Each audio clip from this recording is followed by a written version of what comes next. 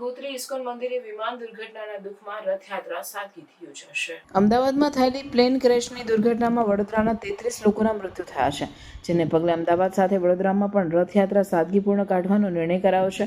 Gotri ISKCON મંદિરે સાદાઈથી રથયાત્રા કાઢવાનો નિર્ણય લીધો છે। ઇસ્કોન મંદિર વડોદરાના નિત્યાનંદ સ્વામીએ જણાવ્યું હતું કે મંદિર દ્વારા માત્ર ભજન કીર્તન કરવામાં આવશે, ભક્તોને પ્રસાદનું વિતરણ કરાશે અને ભંડારો કરવામાં આવશે। આ સિવાય કોઈ પ્રવૃત્તિ કરવામાં નહીં આવે। લોકો ભક્તો ભજન કીર્તન સાથે યાત્રામાં જોડાઈ શકે છે। અત્રે ઉલ્લેખનીય છે કે 27 તારીખના રોજ અષાઢી બીજના દિવસે ભગવાન જગન્નાથજીની રથયાત્રા નીકળતી હોય છે, જે અંગે છેલ્લા ઘણા દિવસથી તૈયારીઓ હાથ ધરવામાં આવી છે।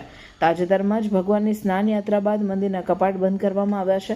ભગવાનની બીમારીના કારણે પ્રતિવર્ષ આ ધાર્મિક પરંપરા મુજબ કપાટ બંધ થતા હોય છે।